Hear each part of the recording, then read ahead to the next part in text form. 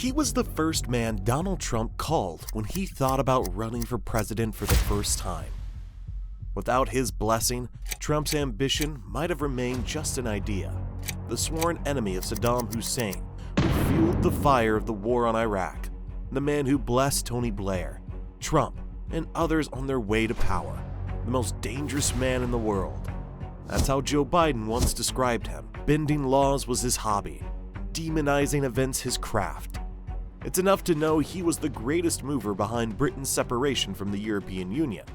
Imagine that, Britain, a nation of centuries-old institutions, bent by the will of one man. But wait, Britain wasn't alone. In 2007, former Australian Prime Minister John Howard walked out of Murdoch's office in tears. Murdoch had refused to support him in the elections, and that meeting alone was enough for Howard to know he had lost even before the race began. Rupert Murdoch, the most powerful media emperor in the world. If there were ever a hidden government of this world, Murdoch would surely be one of its most powerful members, the emperor of media who devoured 4 continents. But how did Murdoch rise to such terrifying levels of influence?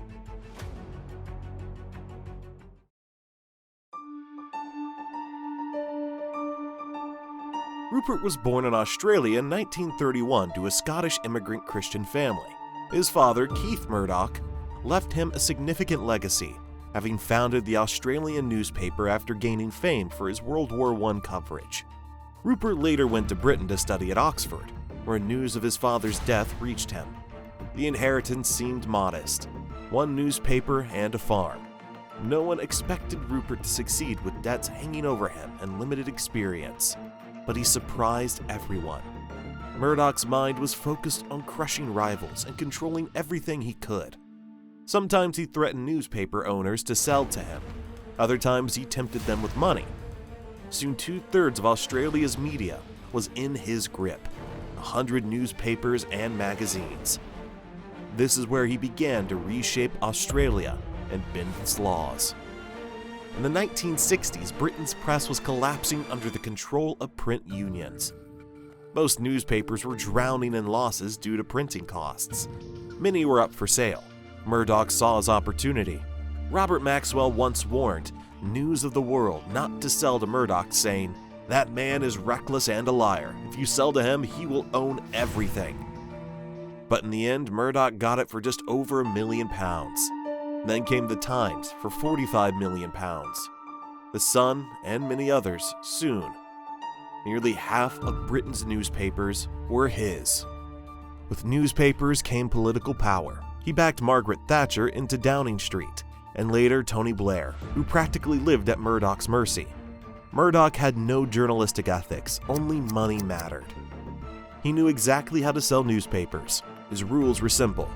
First, drown the reader in sex, crime, blood, chaos, and fear. Second, the more beautiful girls on the pages, the higher the profits. By the end of the 1970s, Britain was firmly in Murdoch's hands. The next target was America. Since arriving in London, Murdoch dreamed of America. In the 1970s, he made his move. New York was in chaos.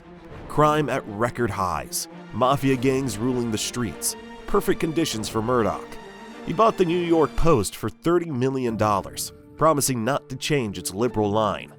As usual, he lied, turning it into a right-wing mouthpiece. His first true taste of American political influence came when he backed a candidate for New York mayor, who won against all odds thanks to Murdoch's media machine. Soon Murdoch was the biggest newspaper owner in history. Then Ronald Reagan came calling. Murdoch backed him. Reagan won, and in return, Reagan rewrote laws for Murdoch. The U.S. law forbade foreigners from owning multiple TV stations, or both the newspaper and a TV channel. But Reagan made Murdoch a citizen and gave him exemptions. Murdoch repaid the favor by buying TV stations worth billions and acquiring Hollywood's Fox Studios. Fox was born, along with Fox Sports, and most significantly, Fox News, the political monster that dominated cable ratings. By the 1990s, Murdoch owned 132 newspapers, Fox, Sky, 12 TV stations, and publishing houses. He ruled media in the US and Britain alike. But debt haunted him. In 1990, the Gulf War and Wall Street crash pushed his debts to $3 billion. He needed saving. And salvation came from an unexpected place, the Arab world. Saudi Prince Al-Walid bin Talal, introduced by producer Tariq Amar, invested heavily in News Corp. It revived Murdoch's empire, with rumors swirling of joint ventures like Rotana. September 11, 2001 gave Murdoch his greatest stage. Fox News and his newspapers relentlessly linked the attacks to Iraq, pushing George W. Bush toward war. Murdoch's media machine didn't just report the Iraq invasion, it created it. Presenters even dressed in military uniforms, fanning flames of patriotism until Baghdad fell. His empire expanded into Asia, buying stations in India and China. By the 2000s, Murdoch controlled media on 4 continents, and in Britain the Sun led the charge for Brexit, again showing his unmatched ability to sway nations. But scandals caught up with him. The 2011 phone hacking scandal revealed Murdoch's empire had hacked thousands of voicemails, from Prince William to football executives and politicians. He and his son James were dragged before Parliament. Murdoch threw employees under the bus, paid settlements, and walked away, damaged but still standing. And then came Trump. Though Murdoch considered him a fool, their relationship grew strong. Trump couldn't move without Murdoch's support. He was the first man Trump met when considering a run. During Trump's presidency, Fox News acted like his press office. And when Trump lost in 2020, Fox's coverage stoked protests that stormed the Capitol. Once again, Murdoch had lit the match. In 2018, Murdoch sold much of Fox to Disney for $71 billion. At 86, many thought he would retire, but no. Even at 94, Rupert Murdoch remains a looming force, still backing Trump, still pulling strings, yet he is haunted. He knows when he dies, his empire will likely collapse. He doesn't trust his children, though he formally handed control to his son Lachlan. Murdoch's paranoia won't let it go. The world, too, wonders.